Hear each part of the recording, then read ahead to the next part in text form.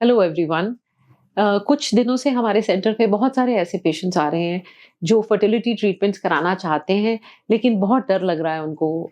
किसी को टेस्ट से डर लग रहा है, किसी को ट्रीटमेंट से डर लग रहा है। तो हमने सोचा कि क्यों ना एक बारी एक वीडियो बनाई जाए जिसमें हम सारे ही फर्टिलिटी टेस्ट और ट्रीटमेंट के बारे में डिटेल में बात करें, किसमें कितनी तकलीफ होती है और किसमें कितनी तकलीफ नहीं होती है। तो हम शुरू करते हैं ट्रांसवेजाइनल स्कैन से। ट्रांसवेजाइनल स्कैन है जो कि जिसको आम लोग कहते हैं इंटरनल अल्ट्रासाउंड, यानी कि टीवीएस। तो जो अल्ट्रासाउंड पेट के ऊपर से किया जाता है, उसके अंदर जो पेल्विक ऑर्गन्स हैं या फीमेल के रिप्रोडक्टिव ऑर्गन्स हैं, वो इतनी डिटेल में नज़र नहीं आते। तो ये जो ट्रांसवेजाइनल प्रोब रहता है, तो एक ये रॉड की तरह होता है, इसका साइज़ कुछ बहुत ज़्यादा नहीं है, तो जब इसको इंसर्ट करते हैं तो कुछ भी पेन वाली बात होती नहीं है। और ये क्योंकि इंटरनल ऑर्गन्स के, यूट्रस के, ओवरीज़ के बिल्कुल पास चला जाता है, तो बहुत अच्छी डिटेल में हमें उनके बारे में पता लग जाता है। तो पेन का तो यहाँ कोई सवाल ही नहीं है। हाँ, पेन सिर्फ़ तब होती है अगर अंदर ऑलरेडी कोई इन्फ्लेमेशन है, कोई दुखन है, कोई इन्फेक्शन है, या फिर पेन होती है अगर कोई लेडी इस स्कैन से बहुत डरती है। तो होता क्या है कि जब डर लगता है हमें, तो हमारे जो वजाइनल मसल्स हैं, लेडीज़ के वजाइनल मसल्स जो है वो स्पैज़म में चले जाते हैं, वो एकदम टाइट हो जाते हैं। और टाइट होने से जो वो काफ़ी खुली जगह होती है जहाँ से प्रोब आराम से अंदर एंटर कर सकता है, तो वो प्रोब को ग्रिप करता है। तो उसमें जो फ्रिक्शन होती है या फिर प्रोब की मूवमेंट से कई बारी तकलीफ होती है।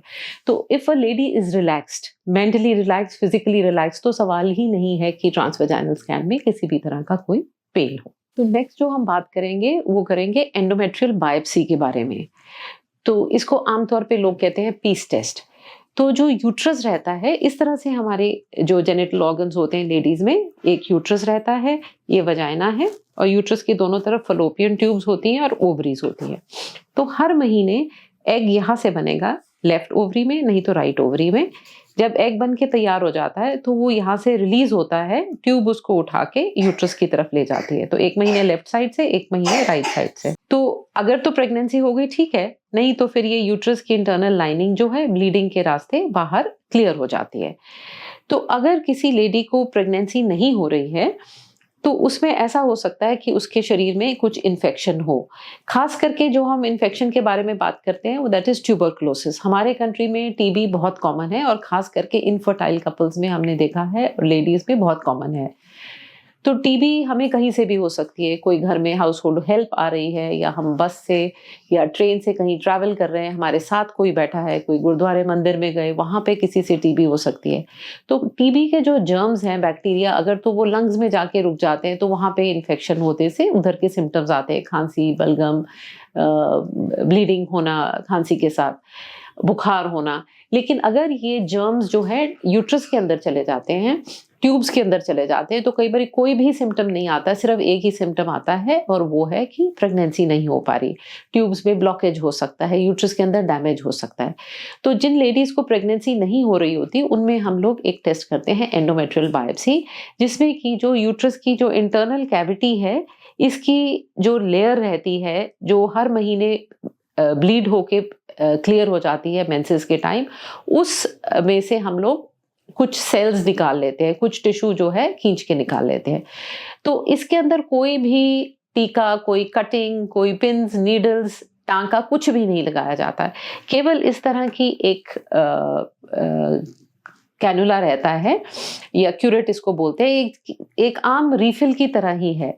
इसको यूट्रस के अंदर डाला जाता है, और इस तरह से सेल्स को पिचकारी की तरह से खींच के हम लोग बाहर निकाल लेते हैं। तो नेचुरली ये कोई खास पेनफुल टेस्ट तो है नहीं, सिर्फ इसमें थोड़ा बहुत डिस्कम्फर्ट ज़रूर हो सकता है। तो नेक्स्ट हम बात करेंगे उस टेस्ट की जो शायद सबसे ज़्यादा बदनाम है, ट्यूबों का टेस्ट, यानी कि HSG। HSG होता है हिस्टेरोसैल्पिंजोग्राफी, जिसमें हमें चेक करना होता है मेजरली कि किसी लेडी की ट्यूब्स ब्लॉक्ड तो नहीं है। तो ये टेस्ट कराने के लिए जितनी भी लेडीज़ आती है, शायद ही कोई लेडी होगी जिसके मन में ये डर नहीं होता कि ये बहुत पेनफुल टेस्ट है। किसी न किसी ने उसे डराया होता है कि ये टेस्ट में आपको बहुत तकलीफ़ होने वाली है। और सच बात तो ये है कि 80 से 90% लेडीज़ टेस्ट कराने के बाद में खुद ही कह के जाते हैं, अरे भाई हमने तो ऐसे ही, हमें तो इतना डराया गया, ये पेनफुल तो टेस्ट है ही नहीं था, या बहुत कम तकलीफ हुई, इतनी कोई ख़ास तकलीफ नहीं हुई। इसके बारे में भी आप जानिए कि इसको कैसे किया जाता है। तो ये देखिए कि जो हम लोग कैनुला यूज़ करते हैं ट्यूब्स टेस्ट के लिए, वो इतना पतला है, एक आम रीफ़िल से भी शायद ये पतला रहेगा। तो ये बहुत ही फ्लेक्सिबल सी ट्यूब होती है जिसको हम लोग यूट्रस के अंदर डाल के रख देते हैं और उधर उसके दूसरे एंड से हम लोग मेडिसिन इंजेक्ट करते हैं।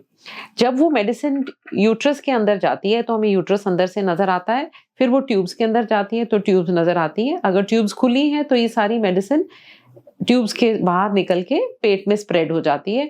और अगर ट्यूब में कहीं ब्लॉकेज है, सपोज़ यहाँ ब्लॉकेज है तो मेडिसिन यहाँ पे आके रुक जाएगी, हमें एक्स-रे में दिखेगा। अगर यहाँ पे आके ब्लॉकेज होगा तो यहाँ पे आके रुक जाएगी, यहाँ पे हमें पता लग जाएगा ब्लॉकेज है। तो इस प्रोसीजर में पेन सिर्फ तब होती है अगर कहीं पे किसी को ब्लॉकेज है। अगर कहीं पे ब्लॉकेज है तो हम लोग कोशिश करते हैं कि थोड़ा प्रेशर से मेडिसिन को इंजेक्ट करें, और प्रेशर से मेडिसिन इंजेक्ट करने से कई बारी हल्का कुछ ट्यूब्स में फंसा हुआ होता है, कुछ म्यूकस, कोई सिक्रीशंस, तो वो क्लियर हो जाते हैं और ट्यूब्स उससे खुल भी जाती हैं। और यही कारण है कि जब ट्यूब्स हम टेस्ट करते हैं उसके बाद ट्यूब्स की क्लीनिंग होने के कारण अगले 2-3 महीने में प्रेगनेंसी होने के चांसेस बहुत बढ़ जाते हैं।